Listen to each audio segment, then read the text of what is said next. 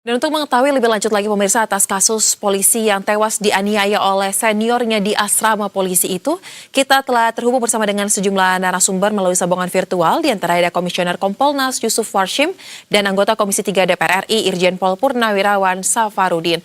Halo, selamat malam Bapak-Bapak. Selamat malam, Nusa. Selamat malam, Pak Yusuf. Selamat malam, Pak Safarudin. Baik, saya ingin mulai dari Pak Yusuf terlebih dahulu. Apakah Kompolnas, Pak, sudah mendapatkan penjelasan terkait dengan kronologis peristiwa ini?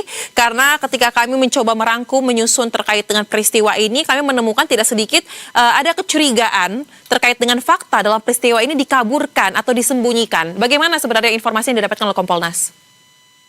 Baik, jadi kami Kompolnas sampai saat ini masih melakukan pemantauan dalam peristiwa yang sedang ditangani meninggalnya Bribda Pratama.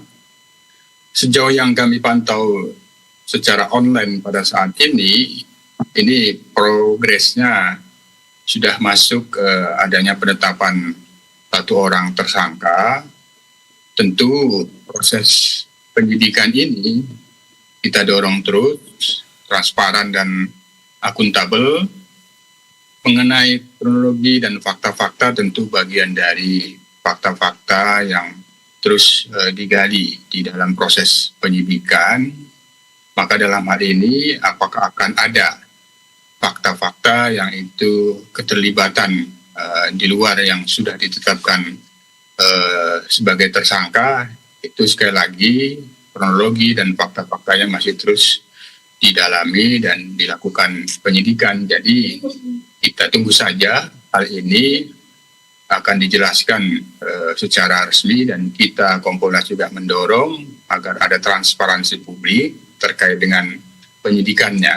Nah, kami sendiri juga memantau bahwa proses bidang profesi, proses penyelidikan untuk dugaan pelanggaran kode etiknya kita dorong secepat mungkin tanpa menunggu proses penyidikan selesai, sehingga bisa segera dilakukan sidang Komisi Kode Etik. Kami sendiri akan berencana melakukan pemantauan dan klarifikasi secara langsung nanti tanggal 1, kalau tidak ada halangan. Kami sudah berada di Polda Sulsel, akan memantau langsung progres yang sudah berjalan ini selanjutnya seperti apa, dan kita akan mendalami kronologi dan fakta-faktanya melalui penyidik nantinya. Baik, jadi baru akan bisa memantau langsung, mengevaluasi bagaimana progresnya 1 Maret ya Pak. Hari ini masih memantau baik dari daring ya, kurang lebih melalui sambungan telepon dan juga komunikasi yang lain. Nah, kalau dari Komisi 3 DPR bagaimana Pak Safarudin? Ini kan juga merupakan mitra kepolisian Polri, dan yang paling menyedihkan ini adalah Pak, belakangan ini kita lagi sering banget menemukan berita-berita, informasi-informasi kekerasan yang melibatkan anggota Polri. Belum lama kita dengar di Tual, di Ambon, sekarang terjadi lagi di Sulawesi Selatan. Nah, apa yang menjadi sorotan Anda terkait dengan persoalan ini? Apalagi Anda memiliki latar belakang juga sebagai anggota Polri. Ini kan kekerasan dari senior kepada junior yang berujung pada peregangan nyawa. Ya, terima kasih Mbak. Ini kan tindakan kekerasan yang biasa terjadi di Polri ini masih saja ada. Padahal sudah diusahakan agar ini hilang. Tapi ada aja. Ya kan, seperti yang kemarin di Maluku, Brimob, ini terjadi lagi di Sulawesi Selatan, di Makassar. Ini kan biasanya berawal dari pendidikan. Pendidikan ini kan ada senior junior yang kadang-kadang melibatkan tindakan-tindakan kekerasan. Harusnya kan tindakan kekerasan ini kalaupun ada pelanggaran, itu dihukum dengan jangan dihukum dengan fisik pemukulan gitu ya. Harusnya kan kalau memang ada pelanggaran, ya ada aturan-aturan yang berlaku gitu. Bukan berarti tindakan-tindakan kekerasan yang harus dilakukan dan berakibat fatal gitu ya. Karena kan ketika kita memukul orang, kan kita tidak bisa memperkirakan sampai sejauh mana pukulan yang kita lakukan itu bisa berakibat luka, bisa berakibat sampai fatal, sampai meninggal gitu. Jadi ini kan menjadi perhatian kita di Komisi 3, Baik. tindakan-tindakan kekerasan yang dilakukan Polri yang biasanya berawal dari pendidikan itu harus ditinjau ulang bagaimana sistem pendidikan yang ada di SPN dan di Akpol itu. Baik, berarti Pak dengan kata lain budaya senioritas di internal Polri Anda melihatnya sampai dengan saat ini masih cukup kencang? Iya, itu yang terjadi. Karena ini kan senior. Dan kalau saya lihat pangkatnya kan masih sama ini. Betul. Bribda Dirja dan Bribda P. Mungkin beda 2 tahun kali ya. Kalau Bribda Dirja ini lulus tahun 2025, mungkin sebelumnya 2023 atau 2022. Karena sudah merasa senior.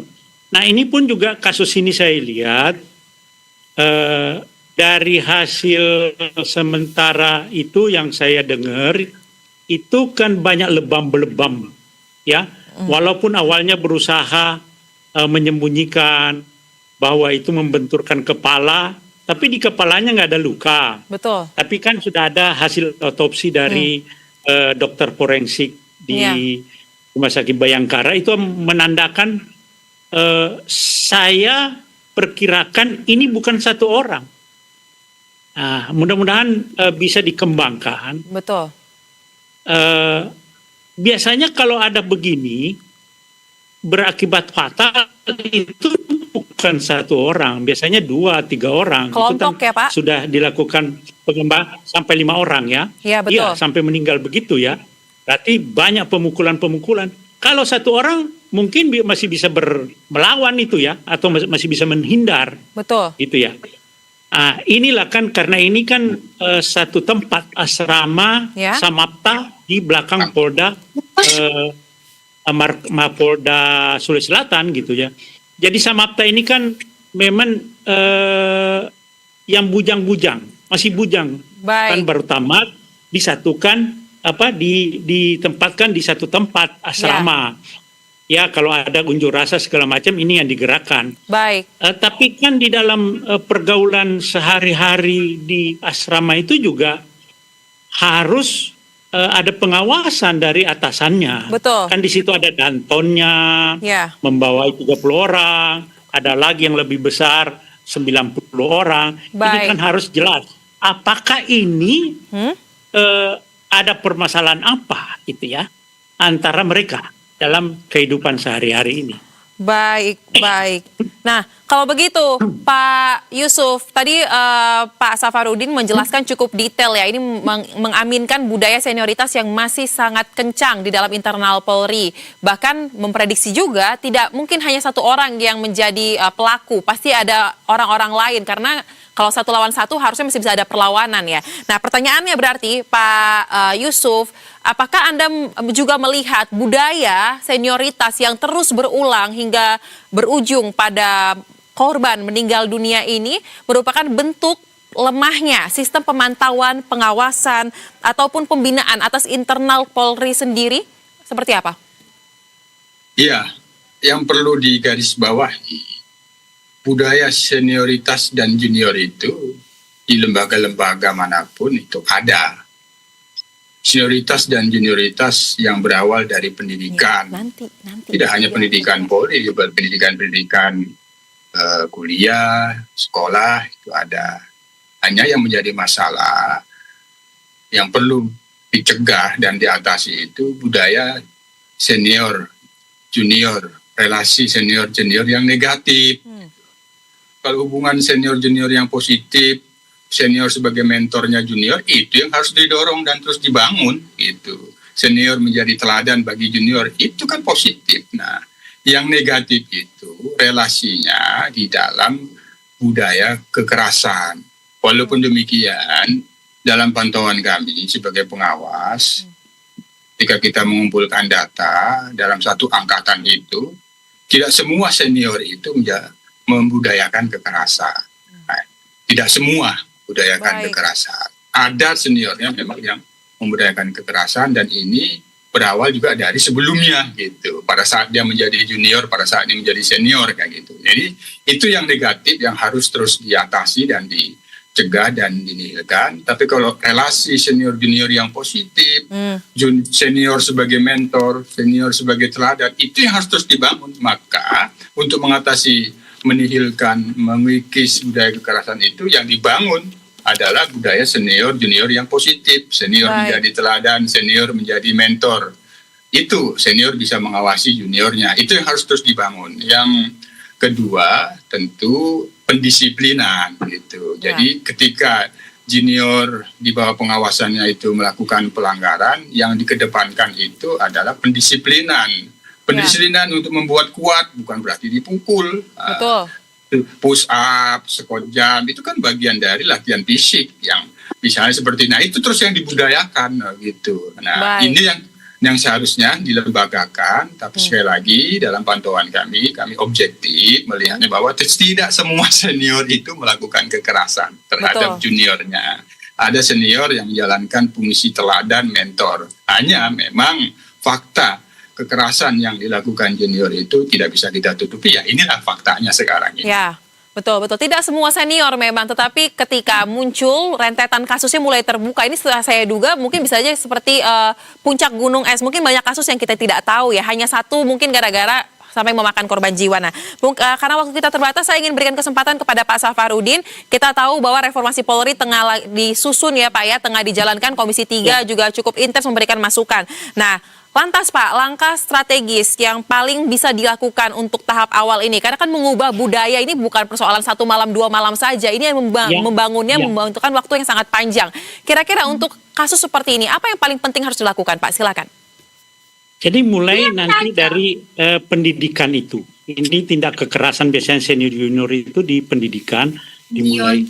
Nah, di situ memang sudah harus hapus yang namanya tindakan kekerasan pemukulan itu. Kalau ada junior yang melanggar, kan ada aturan-aturan yang sudah dibuat. Tidak boleh melakukan tindakan kekerasan pemukulan gitu ya.